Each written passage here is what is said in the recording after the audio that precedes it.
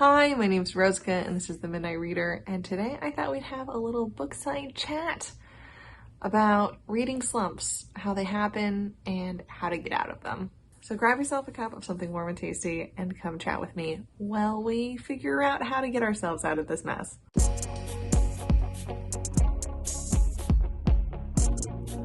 So you found yourself in a reading slump, and maybe that means that you just can't bring yourself to pick up a book. Maybe that means that the idea of reading it all seems like totally overwhelming, or maybe you're just not reading and you haven't read for a while, and now we're trying to figure out how to get back to reading. So the first piece of advice I have for you, as someone who has survived many a reading slump and is currently digging themselves out of one right now, be kind to yourself.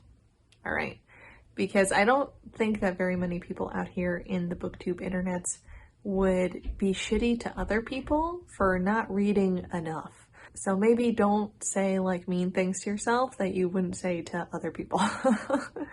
I know that I wouldn't get feisty over someone only reading one book in a month. I would probably be like, that's great. What book did you read? Tell me all about it.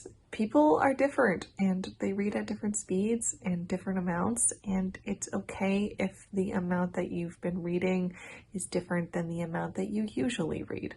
So step one, be nice to yourself, because guilt and shame really doesn't help a whole lot here. Piece of advice number two, try to figure out why you slumped. Feels like homework, I'm sorry. It's actually kind of helpful to figure out what did it to you.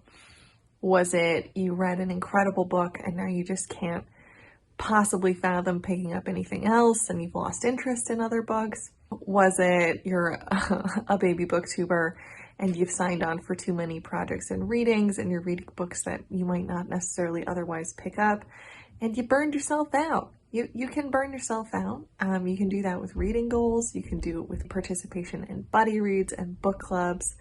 All those things can make you not want to read, believe it or not, because it starts to feel like homework. The other one that happens to me a lot is that shit happens. Your life happens. I know that college was a big one for me when I was having to read a lot of mandatory readings for class. I did not have any extra brain power for extracurricular fun times reading. That was not something that made any sense to me at the time. It can be big life changes. You can have like a big move, a career change, like a relationship change. All those things can make it very hard to enjoy reading. For me, my most recent reading slump was triggered by both my health. I got quite ill, and actually being able to read was something that was really difficult. So I stopped doing it. And also at that point, right as my health was declining, I had picked up a lot of buddy reads, including some classics, which are not normally like chill reading for me. So it started to feel like I was really behind and there was like a lot of pressure for me to read more when I was not having a lot of good days where reading felt like something I could do at the end of my day. So try to figure out why you slumped. That's actually kind of helpful in getting you out of the slump and trying to keep you from falling into another one as you're trying to get out of the slump. So if like a book club or buddy reading was something that kind of pushed you into a slump, maybe don't try to get out of it by signing up for more book clubs and buddy reads. This brings me to my third piece of advice, which is don't force it. Sometimes you're not going to read. That may go a longer period than you would initially hope for. Sometimes not reading is okay. Do other things that make you happy. You got hobbies? Great, do them. You like movies, films, art, crafts, whatever. Do something else. And usually what I found is after enough time of doing other things, I start to miss reading. And then that is when you pounce and try to lift yourself out of the reading slump. So when you do start missing reading again, I would pick up books that make you happy to read. My advice would be to not pick up things that are incredibly long because believe it or not, we are reward-driven creatures. So finishing books, if you're someone who's trying to get back into reading, feels really good. Often shorter books will give you more reward than like one massive book that maybe you can't quite flounder your way through. Graphic novels or manga are often really fun ways to get myself out of slumps, and they're so easy to chomp through. You can also pick rereads of books that you really like, that you know are fast reads. On previous reading slumps, I have used the Harry Potter series, I've used the Hunger Games series. Those are all incredibly fast little snack books for me to read, and they're fun to revisit. You can also pick up books by authors that you really enjoy. In my most recent reading slump, I am a big sucker for mysteries and thrillers. I read the most recent Ruth Ware book, The It Girl, which was great for me because those books are just so fun and enjoyable for me to read. Try to capture the kernel of joy in reading because you're still a reader. Even if you are not reading right now, even if you are not reading the amount of books that you were reading before, it's okay. You're still a reader.